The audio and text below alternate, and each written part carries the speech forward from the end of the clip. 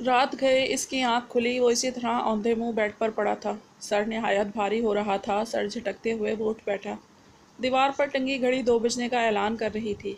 लड़खड़ाते कदमों से वो गुसलखाने की तरफ बढ़ गया।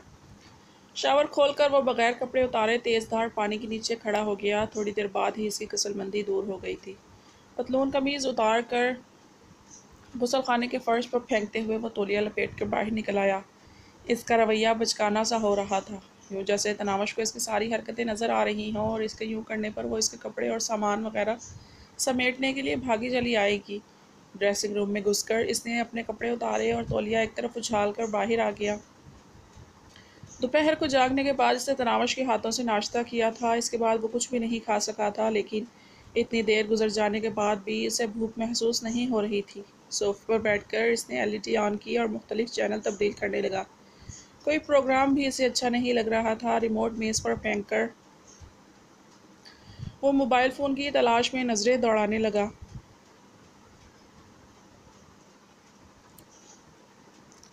क्या पता इसकी कॉल आई हो सकता है इससे नदामत महसूस हो रही हो। दिमाग में ख्याल उभरा और वो कालीन पर पड़े कोट की जानिब बढ़ गया।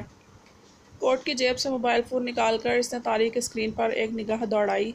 स्क्रीन के ऊपरी कोने में छोटी सी बत्ती जल बुझ कर किसी मिस कॉल या पैगाम वगैरह आने का इशारा कर रही थी। स्क्रीन रोशन किए बगैर इसने धड़कते दिल से सोचा, क्या इसी की कॉल आई है? शायद नादिम होकर और दूर जाकर इसे मेरी कमी मालूम हुई हो। अगर इससे सच में मुझे बुलाया हो तो क्या मैं इसे लेने जाऊंगा? इस दिल में झांका, फ़ौरन ही जवाब मौसूल हुआ था। हाँ, लेने तो जाऊंगा, मगर ज़रा मूड बनाकर। बात नहीं करूंगा। कार का हॉर्न सुनकर वो भागती हुई आएगी। मैं बस खामोशी से इसके लिए दरवाज़ा खोलकर चुपचाप बैठा रहूँगा, और जब वो निदामत ज़ाहिर करते हुए धीमे लहजे में कहेगी, कबीर मुझे माफ़ कर दो, मुझसे गलती हो गई, तब भी कोई जवाब नहीं दूंगा और खामोश बैठा कार ड्राइव करता रहूँगा। इसकी जानिब देखूँगा भी नहीं। दिल ने ना देखने की बात पर शदीद एहतजाज किया। इसने जल्दी से अपनी सोच की तरदीद की। सीधा तो नहीं, अलबत्ता शीशे से चोरी चोरी इस पर निगाह डाल लूँगा, पता नहीं चलने दूंगा, और वो सीधा साहिल समुंदर पर ले जाऊंगा। कार से उतरकर मैं इसकी तरफ तवज्जो किए बगैर रेत पर आगे बढ़ जाऊंगा। वो मुझे मनाने के लिए मेरे पीछे भागेगी और फिर पाँव में मोच आने पर नीचे गिर जाएगी। दिल ने वावेला किया, पाँव में मोच नहीं आना चाहिए, इसे दर्द होगा। वो नाजुक सी गुड़िया कहाँ बर्दाश्त कर पाएगी। ठीक है, ठीक, वो मोच आने का बहाना तो कर सकती है ना। बस तय हो गया, वो मोच आने का बहाना करेगी और मैं भाग कर इसे बाजुओं में भरकर सीने से लगा लूँगा। वो मेरे गले में बाजू डालकर कहेगी, प्लीज़ माफ़ कर दो ना। नहीं तो मैं रोना शुरू कर दूंगी और मैं मुस्कुराते हुए पूछूंगा, आइंदा ऐसा करोगी? वो मेरे कंधे पर सर रख कर कहेगी, कभी नहीं, कभी भी नहीं, बस इस दफ़ा माफ़ कर दो। मैं फ़ौरन इसे माफ़ कर दूंगा और जब लोग घर लौट कर आएंगे तो ख्वाबगाह की हालत देखते ही वो सर पीट लेगी और जल्दी जल्दी तमाम सामान को तरतीब से रखना शुरू कर देगी। तब मैं सोफे पर बैठकर इसकी हालत पर ज़ोर ज़ोर से हंसूंगा। सारा सामान तरतीब से रखकर जब वो शराब की खाली बोतलों को देखेगी तो खूब लड़ेगी मेरे साथ, मगर मैं भी साफ कह दूंगा कि सब तुम्हारा किया धरा है। ना तुम दूर जाने का सोचती, ना मुझे ऐसा करना पड़ता। सारा मंसूबा सोचते हुए इसने स्क्रीन रोशन करने वाला बटन दबाया और शेख चिल्ली के सर पर रखा। अंडों का टोकरा धड़ाम से नीचे गिरा। अजीम के नंबर से मिस कॉल आई हुई थी। गहरा सांस लेकर इसने पुश्त से टेक लगा ली थी। सोफे की पुश्त से टेक लगाते हुए, कभी भी माफ़ नहीं करूँगा, कभी भी नहीं, न कॉल वसूल करूँगा, न इसका पैगाम पढ़ूँगा, और अगर ख़ुद भी यहाँ आ गई तो राहत खाला को कहकर इसे घर से निकाल दूँगा, बेशक रोती रहे। इसे मालूम नहीं कि कबीर दादा कितना सख्त दिल है। मुझे लड़कियों की क्या परवाह, जितनी चाहिए तनावशिया इकट्ठी कर लूँ। कल की छोकरी मुझसे टकराने चली है। इसने तंजिया हुकारा उभरा और एक दम अपने हाथों पर माथा टेक दिया। इससे लगा आंखों में पानी जमा हो रहा है। आपने मोबाइल से मेरी तस्वीर ही खींच लेते, कितनी प्यारी लग रही हूँ। इसके कानों में जैसे किसी ने सरगोशी की थी। इसने फ़ौरन तस्वीरों वाला फ़ोल्डर खोल लिया। वो हंसते हुए इसी की तरफ देख रही थी। एक तस्वीर में वो ज़ुबान निकाल कर इसे चिढ़ा रही थी। एक में इसने दोनों आंखों सख्ती से मींची हुई थी। दो तीन तस्वीर में वो संजीदा नजर आने की कोशिश कर रही थी, मगर इसकी रोशन मुस्कुराती आंखें झूठी संजीदगी का राज फाश कर रही थी। नहीं चाहिए तुम्हारी तस्वीरें, सारी की सारी डिलीट कर दूंगा। गुस्से में इसकी तस्वीरों को डिलीट करने की गर्ज से सिलेक्ट करने लगा। तमाम तस्वीर मार्क करके इसने डिलीट के ऑप्शन की तरफ उंगली बढ़ाई, मगर इसे दबाने की हिम्मत ना कर सका। इसकी समातों में तनावश की सरगोशी गूंजी। मेरी तस्वीर को मोबाइल फ़ोन से तो मिटा दोगे, मगर दिल में नक्श तस्वीर को कैसे खुरचोगे? اس نے موبائل فون ہاتھ سے رکھ دیا۔ مجھے معلوم تو کرنا چاہیے آخر اس نے ایسا کیوں کیا۔ وہ تو میری جدائی سے ڈرتی تھی، میرے طلاق دینے سے خوف کھاتی تھی کسی دوسری لڑکی کے میرے قریب آنے پر اس کا سانس رکنے لگتا تھا۔ اب کیا ہوا؟ کیا اب میری جدائی قابل برداشت ہو گئی ہے؟ یہ پوچھنا تو بنتا ہے اس سے۔ مزید صبر نہ ہو سکا اور وہ انٹرکام کا ریسیور اٹھا کر چوکیدار کو کل والا حکم دہرانے لگا۔ گھڑی 3 کا ہندسہ عبور کر رہی تھی۔ یقیناً گہری نیند میں ہوگی، یہ جانے بغیر کہ کوئی کسی شدت سے اسے یاد کر رہا ہے۔ کیا پتہ طرز کھا کر میرے ساتھ چلی آئے۔ اسے یوں لگا جیسے وہ تنامش سے محبت کی بھیک مانگنے جا رہا ہے۔ اس کی انا، خودداری اور بڑی شخصیت ہونے کے زعم کی عمارت دھڑام سے زمین بوس ہو گئی تھی۔ وہ چھوکری جو کل تک اس کی نظر کرم کی محتاج رہا کرتی تھی، آج آسمان کی بلندیوں کو چھوتی ہوئی کوئی ایسی ملکہ لگ رہی تھی جس تک اس کی رسائی ممکن ہی نہ تھی۔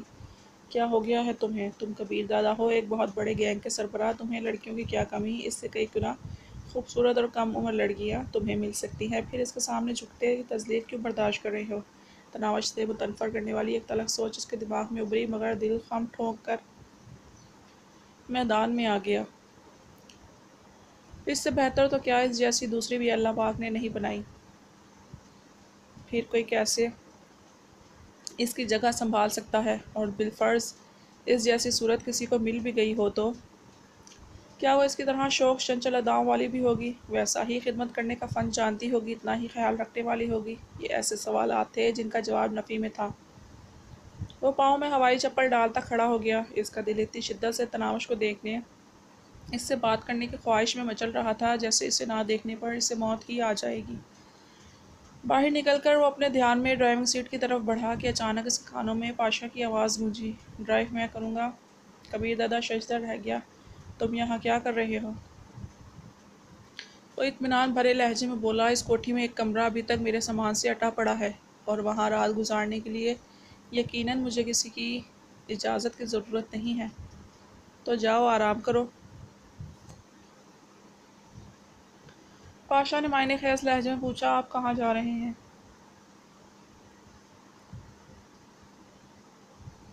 میں کہیں بھی جاؤں، تم جا کر آرام کرو۔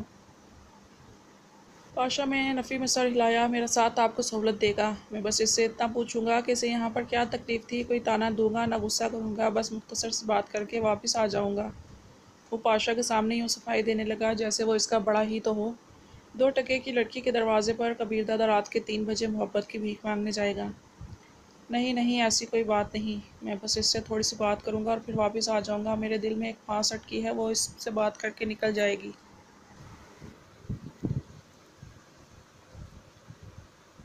کیا میں آپ سے محبت نہیں کرتا؟ کیا میں آپ کا خیال نہیں رکھتا؟ کیا میری ذات میں آپ کی نظر میں کوئی اہمیت نہیں؟ کیا میرے وعدے، میرے الفاظ کی آپ کے نزدیک کوئی وقت نہیں؟ پاشا جذباتی ہو گیا تھا۔ ایسی بات نہیں ہے یار، تم بات کو غلط رخ دے دادا اس کی بات کو سن کر خفیف ہو گیا تھا۔ جانتا ہوں وہ آپ کو پیاری لگتی ہے، لیکن اس کا مطلب یہ نہیں کہ اس کے دھوکے باز کی چکنی چپڑی باتوں میں آ کر آپ اپنے مقام ہی کو فراموش کر دیں۔ آپ بس وقتی پسندیدگی کو محبت سمجھنے کی غلطی کر رہے ہیں، اور بالفرض آپ اس سے سچی محبت کرتے ہیں، تب بھی محبت کا تقاضا یہی ہے کہ محبوب کی مرضی پر راضی رہا جائے۔ وہ دور جا کر خوش ہے تو آپ اسے خوش کیوں نہیں رہنے دیتے؟ پہلے وہ دولت اور عیش و آرام کے لالچ میں یہاں ٹکی تھی، اب اسے یہ سب کچھ اپنے آپ کے بغیر میسر ہو گیا ہے، اس لیے اسے کسی گنڈے موالی کی ضرورت باقی نہیں رہی۔ ایک گہرا سانس لیتے ہوئے وہ ڈرائیور کے ساتھ والی سیٹ پر بیٹھتا ہوا بولا، بیٹھو۔ پاشا نے ڈرائیونگ سیٹ سنبھال لی۔ کہاں جانا ہے؟ اس نے کار آگے بڑھاتے ہوئے پوچھا۔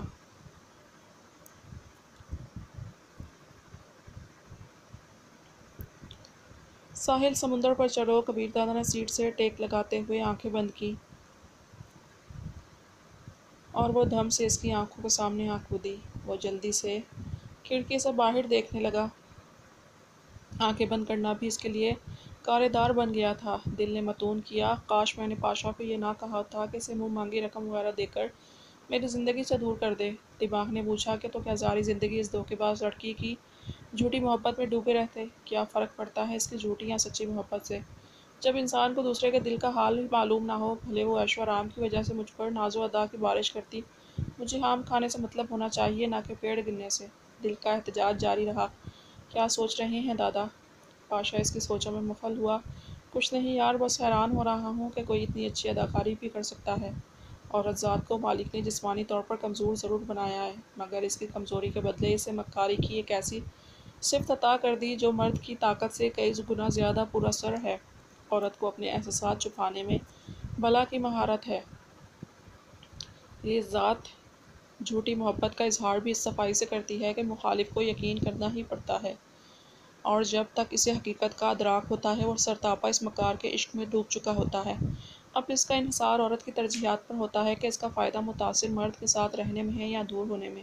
اگر تو اس کے ساتھ رہنے میں فائدہ ہو تو وہ یہ ڈرامہ جاری رکھتی ہے، اس کے برعکس ہونے کی صورت میں بیچارے کے قدموں سے ایک منٹ میں زمین کھینچ لیتی ہے۔ آپ شکر کریں کہ بروقت مجھے ساری بات بتا دی اور اس جھوٹی محبت کا راز فاش ہو گیا، ورنہ زندگی کے کسی اور موقع پر وہ آپ کو کوئی ناقابل تلافی نقصان پہنچا سکتی تھی۔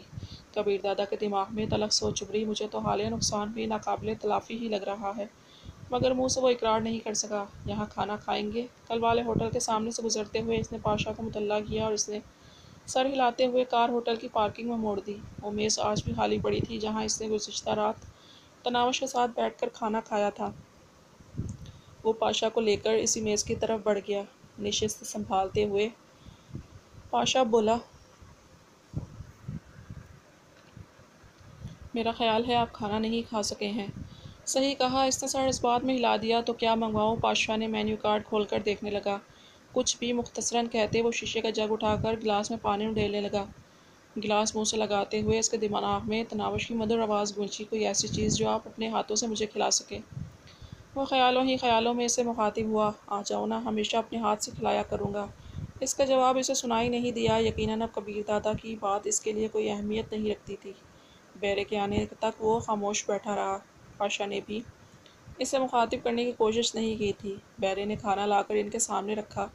پاشا کو بھی کھاتے دیکھ کر وہ پوچھنے لگا، تم نے بھی نہیں کھایا تھا؟ جی کہہ کر پاشا کھانے کو جڑ گیا۔ کبیر دادا نے چند نوالوں کے بعد ہاتھ کھینچ لیے، جبکہ پاشا نے خوب ڈٹ کر کھایا تھا۔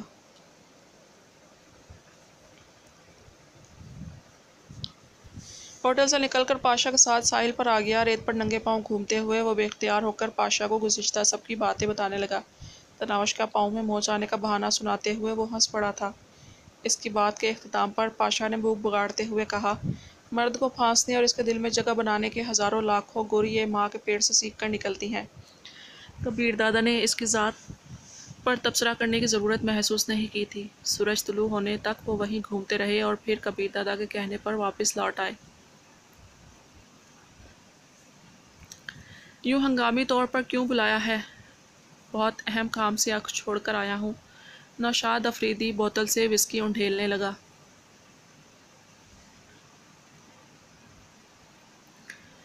ایس پی ضمیر حسین بولا، شاہ جی کو آنے دیں، پھر بات کرتا ہوں۔ خیریت تو ہے نا؟ نوشاد افریدی کے لہجے میں ہلکی سی پریشانی در آئی تھی۔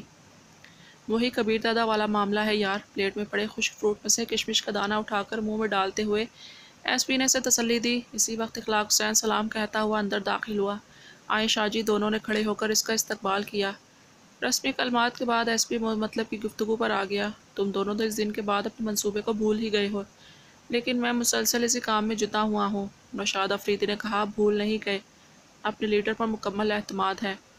ایس پی نے تفصیل بتاتے ہوئے کہا، بہرحال تازہ ترین خبر یہ ہے کہ آج ہفتہ ہے اور خود قسمتی سے وہ رکھیل کل سے اپنے گھر میں موجود ہے، شاید شام تک گھر میں ہی رہے۔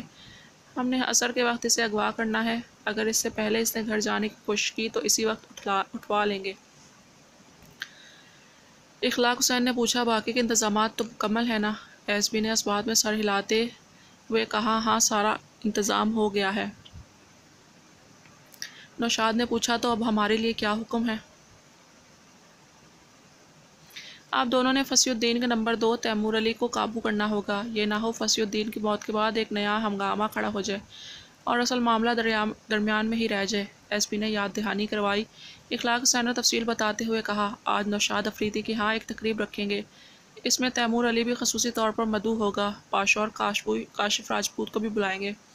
صرف کبیر دادا کو ہی نہیں دعوت دی جائے گی، کیونکہ نوشاد افریدی اور اس کی کوئی انبن کوئی ڈھکی چھپی بات نہیں، اور پھر فصیح الدین کی موت کی خبر مجھے وہیں پر ملے گی، جسے فوراً تیمور علی اور پاشا وغیرہ کے سامنے بیان کر دوں گا۔